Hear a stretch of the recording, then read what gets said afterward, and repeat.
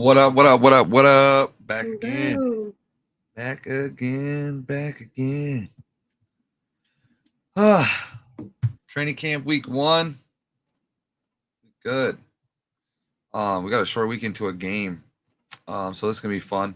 Always back with the Queen of Detroit fan report, Tori. Hello, Appreciate you as hello. always. Appreciate you as always. Um, what's your thoughts on the first little training camp? I guess extravaganza of this short week that we have going into the Hall of Fame game. I'm excited. I mean, I'm not a huge preseason person, but football is back, and we've been hearing a lot of good stuff coming out of training camp. So, Yeah, you're not wrong about that. From every video that I've seen, all the clips, all Detroit, all the different things. Obviously, they're going to show all the good stuff, but a lot of good things. The camp is full. The fans are there. Everybody's having a good time. All these different things are happening, and it's a good sight to see again that we're filling out. I'm pissed that I'm not able to get seats instantly because I'm a season ticket holder, but I mean that's besides the point, I guess. What am I gonna do? be Oh quicker. yeah, fuck. Fuck, I gotta show up fucking 3 days early, pitch a tent in my house, and then set up 3 phones, all dialed into the same website, all logged in at the same time just to get a training camp ticket around here. Um, that's the funny thing. That is the funny thing. We'll see how that all pans out with getting anything going on with extra seats in the playoffs this year. If I get any of those. So just a forecast of how it's gonna be. Always super fun. Always super fun. Um Now with the training camp getting over with and going into the Hall of Fame game now and all these different things, uh there's a lot of people sitting out, guys. There's a lot of people sitting out. So I just want to go through the list of everybody sitting out in the Hall of Fame game, from training camp to the Hall of Fame game coming up this week. Looks like Jared's going to be sitting out. Gibbs, Montgomery, Amon-Ra, J-Mo, Tim Patrick, Khalif, Sam Laporta, Brock Wright, Penne, Glasgow, Tate, Christian, Dan Skipper, Aiden Hutchinson, Marcus Davenport, DJ Reader, Leak, Jack Campbell, Derek Barnes, Alex Anzalone, obviously, DJ Reed, Terrion Arnold, Brian Branch, Avante Maddox. Looks like those are all the people that are going to be guaranteed sitting out here, from what I've been seeing. So it's a lot of people. We'll see. We'll see what happens, but I just imagine that we're going to see all the young guys outside of our first, second, third round pick. Um, I don't think that we're going to see. Do we see Tesla? I don't know. Like I said, I don't think we're going to see that third round pick. Tesla is just. I don't know if I would risk it, but I don't know who he's keeping on the depth chart for those situations. Um, I think with what we've seen out of our practice squad going into this from last year, going into this game, Tori, like, what do you think this game feels going to be? Like, what are we looking at here? Are we looking at like they're going to go out there and grind this out, or what are we looking at tomorrow? I'm really excited to see if Tesla is going to play or not. It's just going to be a lot of young guys. We're going to see Hooker Kennedy. It's going to be fun. The hooker train is going to be hilarious. Oh, we're going to see all the hooker ravers here coming here soon. Oh yeah. To try to take Jared's job as soon as he throws an incompletion this season based on his preseason performance coming up here. So that's always fun to see because there's always a group of them that we have to deal with every single year. Always, like clockwork. He's gonna make 1 run. And, oh my God, guys, look what we have. No, facts. And if the Teddy Bridgewater stuff didn't prove that last year that he's just not ready yet, then that's I don't know what else does. We like Dan said it himself in a couple of interviews. He needs work and he needs to keep working on it. So I don't really see much of anybody besides Goff in the immediate future or in the future in general right now. I don't either. So unless somebody comes out of nowhere or we trade for Joe Burrow, which I don't see anytime soon. So let's not put that in our calendars anytime soon. Now, Hall of Fame game tomorrow. The Chargers. We just talked about this. They're starting quarterback. Who are they starting tomorrow? Trey Lance. Trey Lance. That's interesting. Now that's interesting to see. I want to see how he comes out against our second string and actually does something, because he was supposed to be the future at some point. Obviously, that didn't work out as they planned, but we'll see. I'm really curious to see about that, and I'm curious to see who plays for the Chargers too, because Harbaugh. I don't know how Harbaugh is going to run it. He's still trying to get his bearings on everything going on over there, and I could feel he could come out. He could come out with anything. Did we see any news on what the Chargers are starters tomorrow? I have not. I haven't seen too much either.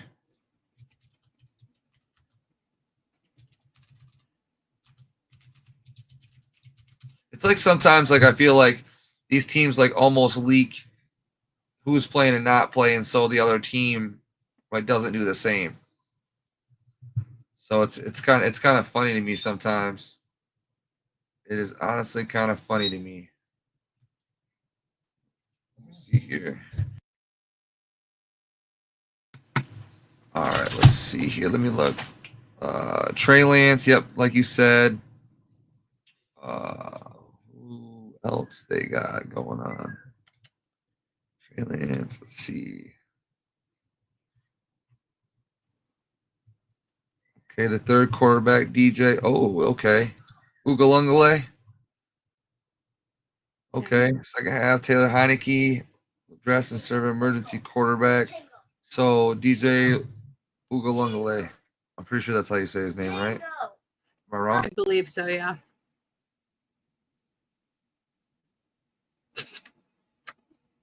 You just yeeted a dog. Huh? You yeeted a dog. No, I just moved him out. I just pushed him out of the way because they're trying to get him to go outside right now. For their the last time, it's 10:30, so probably the last time tonight. I always gotta let the dogs out late so they can go outside, do their thing, and come back in and go to sleep. No, but I'm curious to see about that too. I mean, I'm there's a couple things I'm ready to see tomorrow.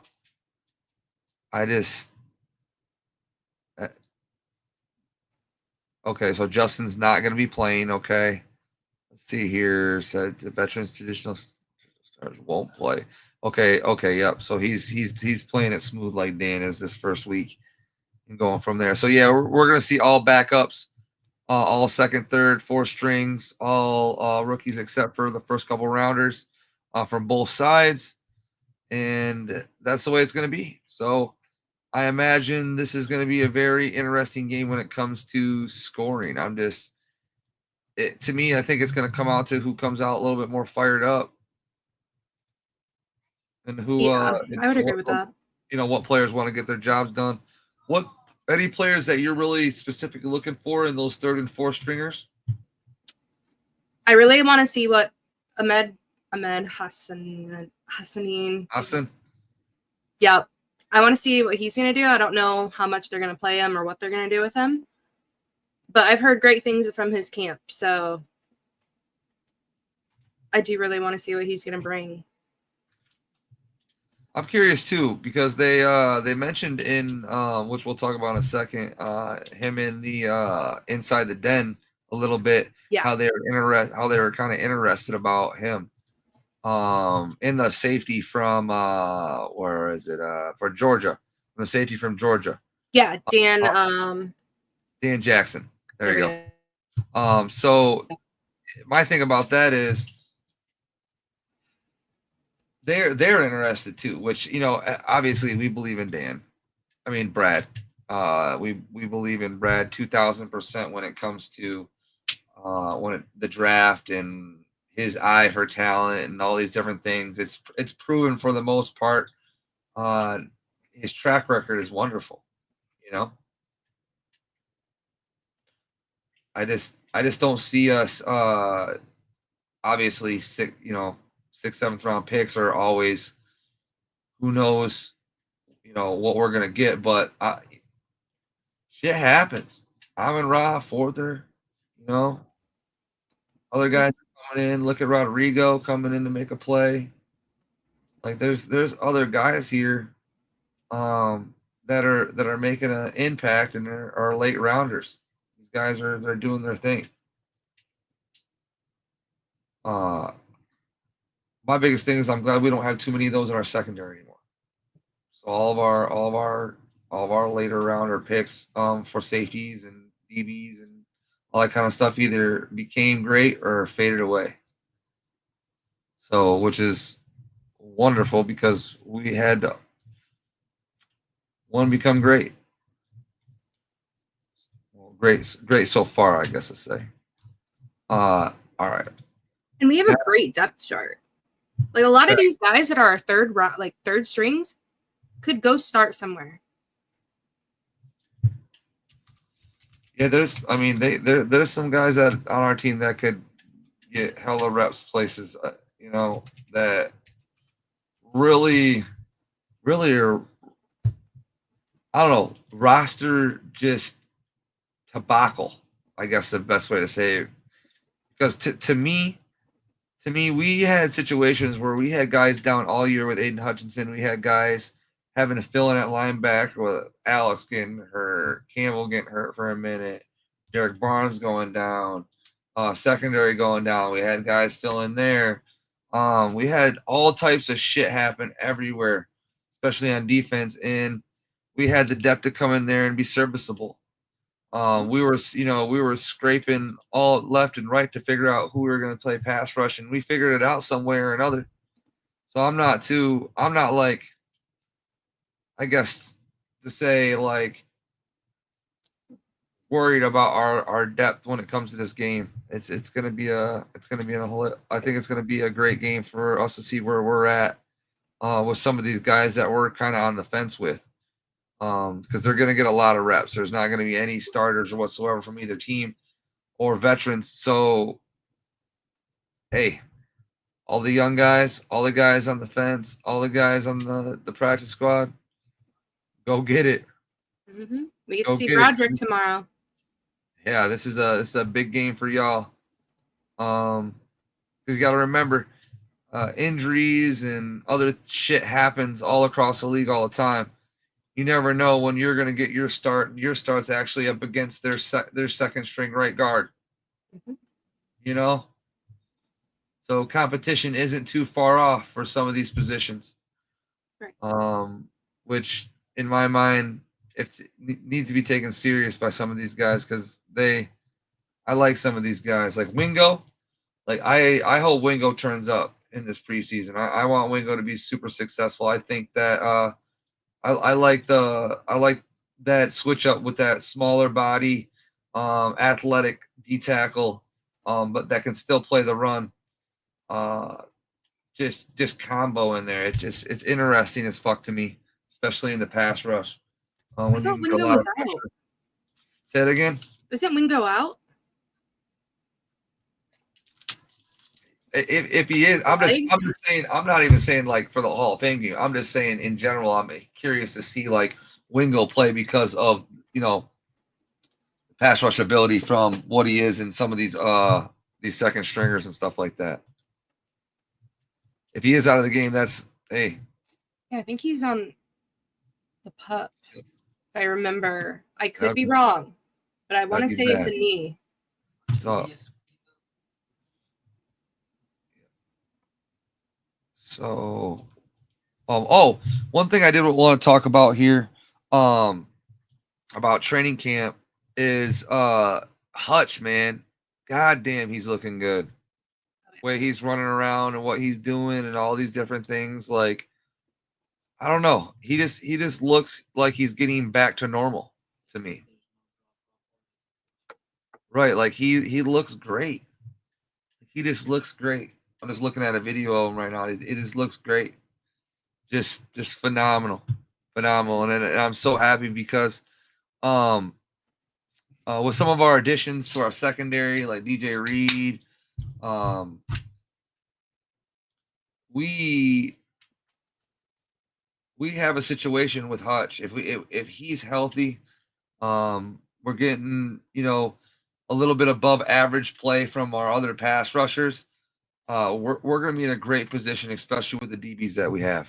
Yeah, that is it just brings so much change to what we've seen towards the end of year last year on what it could have been if he was around at the time when we were trying to make a run in the tournament. So it just so fucking happy he's looking great. I'm gonna be honest with you. Tori, what's your feeling on it? all the reports are saying if he's not where he was last year, he's better. You have not heard a single negative thing. Like, Hutch is back and he is ready to go. Love it. I love it too. It's great. It's a great situation to be. All right. Like, there's a couple videos of him going against Panay, and we know Panay is not going to just let that go. Right. No, and right. I agree. And if you're beating Panay a lot, I mean, here we go. Here we go. Right. So, next thing on the docket. The Inside the Den.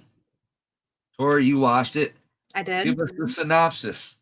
What was your highlights? Loves, dislikes, all that crap. Tell me about it. The one thing I found the most interesting is they knew who their guys were really early on. Usually they kind of blur out or kind of avoid giving away in the videos who they're going to pick.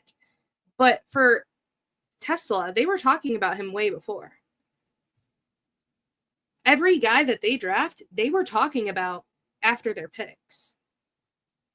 Now, all right, this guy's next. We're going to go get him. And they do. So, like, they had those players set. And there's a quote that talked from Dan. I don't have the quote. But he goes, "We got our guys." And it shows when they're talking about them way before they pick them. Like, way before. That's to what we said earlier in the show. Like, we trust Brad. Like, yeah. Brad has done nothing bad in my accord. And if there is any blemishes, there is maybe one or two. And I'm not even hating on him for it. There's going to be a couple. Mm-hmm. But you can't, those blemishes are nothing to what he's actually drafted. So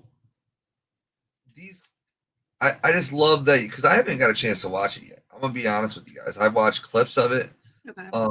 I honestly been at one of our training camps at the high school I work for. Been doing that all week. So I'll be watching it tonight. It's really good.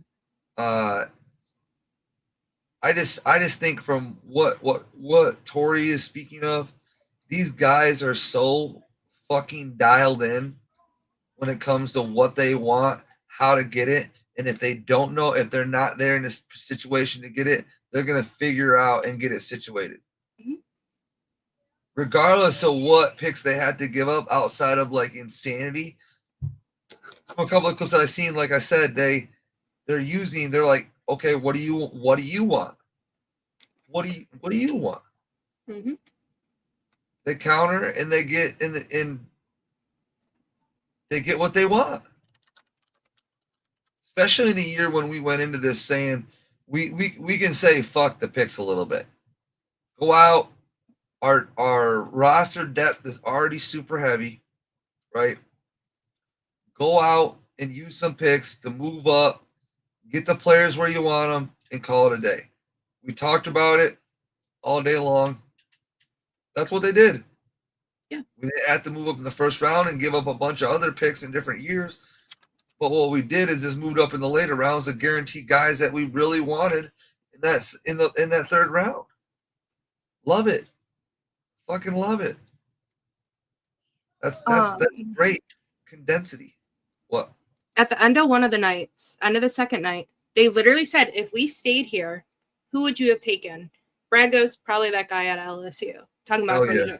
So he knew the night before that's where he would have taken him. Like, they had these guys so locked in that these were their guys. And when you watch it, it's just going to solidify, like, those were the guys that they wanted from the start. It's just a great sign, like I said again. And at one point, Brad's like, Dan's like, who's next? Or what are we going to do next? And he goes, I really like Ahmed Hassanin, and Dan Jackson. And they're trying to go between, we're going to win with getting either one. Brad literally goes, I might just go get both. What does he do? He goes and gets both. Like, it's just, that was like my highlight of watching from start to finish. They're naming these guys directly way before they're picking them. Like, they were locked in, targeted, and acquired. Love it. Yeah, it was really cool. I like it too. It's like I said, it's a unique thing we got going on here as Detroit. Detroit fans, we've never seen no shit like this before. We're used to a bunch of bullshit, just drafting all over the place. I mean, what's his dick didn't do bad drafting. I mean, he did draft Frank, a couple other guys on the roster that were still holding out, but like at the same time, the draft classes that have came out of Brad Holmes's tenure here is just obviously the accusation of Goff and the picks helped out a little bit, but that was Brad. He still had to hit. He still had to draft players that were going to be great, and every single player out in the first couple rounds has been turned out to be a great pick for us, and actually has been very successful on the team, which is why we have to pay everybody. So. One thing I thought also was quite funny here about the draft is everybody was on getting a defensive end, and they came out and basically said that they weren't looking really at any premier defensive ends. Like they weren't really like the Pierce thing. Like they weren't even considering him. They were happy when he got drafted because that meant their guy was going to be. Right. It shows it in the video. They were like, yay. I didn't see that clip, but that's funny. I just read an article on it. It was just hilarious. Hilarious as hell. Again, it just goes back to the point of like these guys they do their homework. Mm-hmm. They're doing their jobs.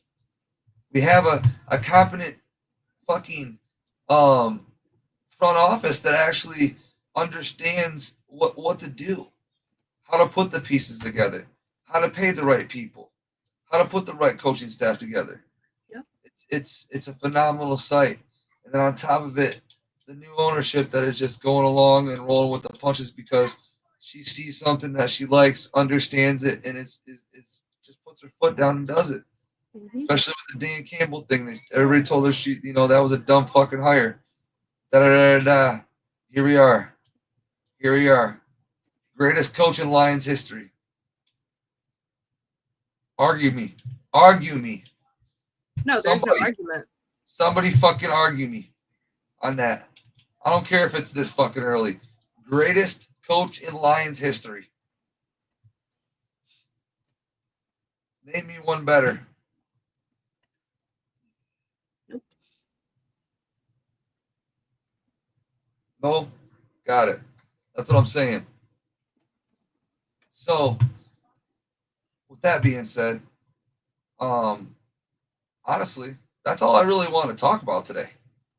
there's not really a bunch of crazy shit going on. I'm excited about the Hall of Fame. I wish our show was on Friday this week. We should have just jumped on What Up Doe. We should have just jumped on What Up Doe after the Hall of Fame game, which I still might. I still might this week jump on a What Up Doe just because of the Hall of Fame game lining up, which is amazing. Tori, anything about the Hall of Fame game, training camp, Lions in general going in this week? I got nothing else I want to talk about. I'm ready to see this shit. That's what I'm Ready to saying. see it play out. That's what I'm saying. I'm excited to see what's going on with the second week. We hear a lot of it, all this depth and stuff. So we should come out and have a good game. We should. We're not the Baltimore Ravens. We're not going to come out there and try to win every game by 40 so we can keep a record or some bullshit going on that they have. We're not doing all that. We're trying to evaluate players. Trying to do those things. But like I said, I might jump on What Up Doe and see and talk about the game because I am interested. Who are you looking for the most? One player. One player. Huh.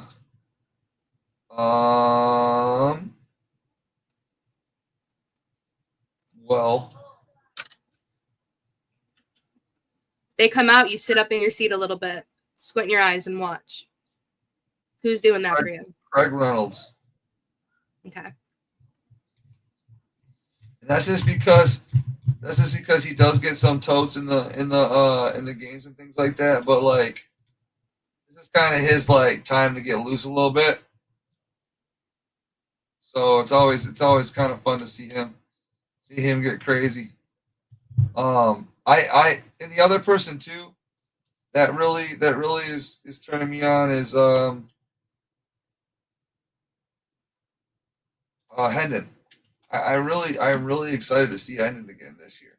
Like I want to see the progression because the dude's a fucking athlete, man. The guy's a baller. He really is. Just got to prove that he can do it in the NFL. Shit's got to slow down for him a little bit.